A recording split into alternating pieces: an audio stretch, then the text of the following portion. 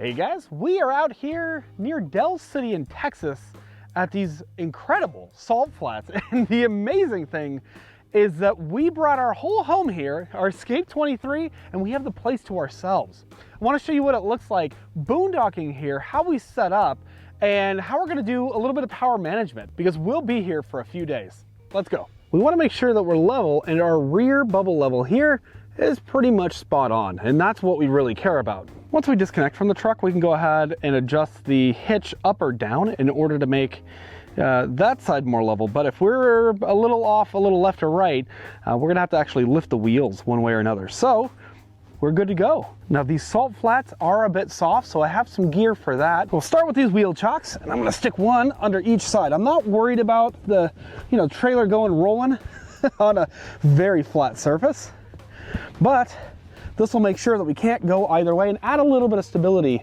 while we're inside as well. Now, because of this particular environment, we've gone ahead and checked the weather app. Just make sure there's not gonna be any rain.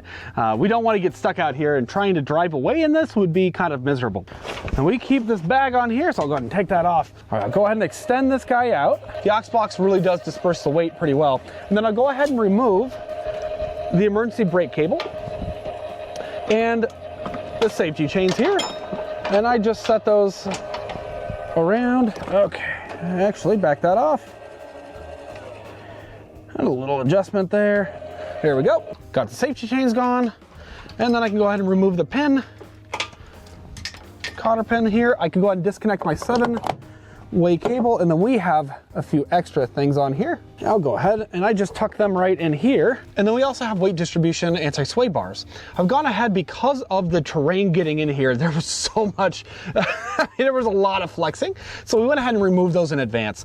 But if you needed to, we can go ahead and do that. But we go ahead, I'm just gonna pull this guy back to make sure this ball is no longer coupled there. And then let's go ahead and lift off. And there we go. So we are free, and I'll add a little bit of extra space here. Now I can go ahead and scoot the truck forward. Perfect, so we've got this guy clear, so if we drop this back down in order to make sure that we're level, we won't have any trouble with that at all. So let's see, how far down do we need to go? All right, now eyeballing this trailer looks a little bit high on the front. So we'll go ahead and we'll drop that down, but there's another way to tell where you're at, and that is this bubble level. So if this guy is right perfectly in the center, we are perfectly level. But if that bubble is on one side or the other, that one side that the bubble is towards is going to be higher than the other. So let me go ahead and make a few adjustments and we'll see how close we can get. All right, we'll retract this because I think we're a little high in the front. All right, that's looking a lot better. And that bubble is almost smack dab in the middle there. And while it might seem a little off in the bubble, it seems perfect inside whenever it's about right here. I actually like the nose to be just a slight bit high because our bed is in the front, and I want my head to be a little bit above my feet if possible. But otherwise, that's perfect. We can move on. Now, we've covered this in the past, but I've got a 3/4 inch drive here, and I'm gonna go ahead, adapt that to my drill, and I've got my aux blocks down here. And let's go ahead. You can do this by hand as well. But let's get this about centered. And there we are. That is not going anywhere. Just do the other 3 and we'll move on. Now we're in Texas. It's the end of December, so it's winter time. And the temperatures here are around about 53 degrees Fahrenheit during the day and somewhere in the 30s at night. So it does get a little chilly. We could go ahead and use the broadside. We could face this side south if we wanted to and really soak up that sun. Well, we found that it's really not necessary, especially with the darker blues. So the other side can be exposed and we can have a little bit of shade here if we so choose.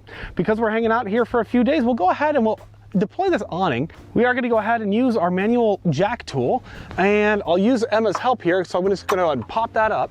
There's our little lock right there. If we had an electric awning, this would be a whole lot easier. And then we want to go ahead and unlock right here. Go ahead and unlock. So this keeps the awning arms from popping out. It's unlocked again, and we can just go ahead and pull on this, and eventually we'll see our strap. Once I see the strap, we tuck ours away. Go ahead, pull this down.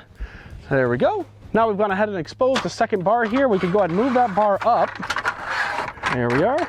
And that's into place. You can actually see a little pin that comes out here. And then we'll grab this little handle here and we can pull it back And pull it all the way back as far as we feel necessary. I like to have a little bit of an angle on this. Let's get that side up a little bit more. The angle helps because if there is some rain, this will go ahead and give that rain somewhere to go instead of pooling in the center. And then we have one more thing, which is these little spinning black dials. Those will lock that upper bar in. This guy's locked in down here, and you got that one. And the last thing is I like to go ahead and take the black strap and just tuck it away. Just get it out of there. But otherwise, this is perfect. We have a different step than what came with it, just because this is easier. We get this nice and dirty because of the places that we go, but otherwise you could flip your step out at this point, and then we always have this bar across the door while we're under tow. Open our door. We already set our pup in here, so he's good and set up. And then let's talk about water and power. Now, if we are ever hooked up, we'd go ahead and plug in our shore power cable. At that point, you really don't have to think about anything. But we have solar and we have no hookups here, so our solar is good at keeping us topped up, which is really, really nice. So our fridge right now actually is set on electric mode, which is kind of nice. And we'll still use our air fryer and charge our computers and run our lights and fan and all that good stuff. But in case there's a day that we don't have any sun, it's kind of nice to just keep an eye on this, and we have a little bit in reserves just in case. Now, while we don't have a generator, you could also use a little generator. You can watch this once it gets down to say 20%, 10%, something like that. Go ahead and run that generator. Go ahead and top your batteries off and then shut it off. Some campgrounds do have like quiet hours and things like that. But for us, this is completely silent. So the only thing that we really have to consider is how much battery do we have, which we just check on it every couple of hours or whenever we're running things. Solar is second nature, so we check on it every so often, or I might monitor it if we're running something that's like 1800 watts, like our air fryer. Just keep an eye on that. If we're running the air conditioner, we'll keep an eye on it as well. So the other consideration though, in this instance where we can park literally anywhere, we could park next to the berm, we could park right out in the center like we are here. We just want to make sure that we have as little shading as possible with our solar. If there's a tree overhead, that's going to cause some issues. And generally, you really want to consider that the sun is going to be south of you, right? The highest point in the sky is usually still going to be south of you, especially in the northern latitudes. So you want to go ahead and, like, our truck has directional solar, so we have some panels that are faced at a tilt. So if we can, we'll go ahead and face that one panel more south. So we'll direct that truck south. We can do that. The same thing works for your portable solar panels if you have those. If you go ahead and connect to that ZAMP port outside, just make sure that those are facing south, and you can also track the sun for optimal conditions. It's kind of a fun thing to do. For those that want to get out anyways, why not? And we went ahead and filled up our propane before we got here, so we know we're topped off there. Our water is about 63%, it's saying. Our gray is at 50, which is always kind of eh. And our black tank will say 88, but it's really, there's something stuck on the sensor. So in this case, we know that we're going to be in pretty good shape going forward for the next even 4 or 5 days. We can still take our showers, we can wash our dishes, our dog will have good water, and then after that point, we're gonna start heading out and we wanna refill. So that's all there is to it. It's really a simple process. Whether you're at an RV park or campground, you might have those hookups. You might wanna connect that water up, but we brought our water with us and we're charging up with the sun. So really, other than that, it's just, you just gotta pick the best spot and enjoy it. Thanks for watching, guys, and we'll see you in the next video.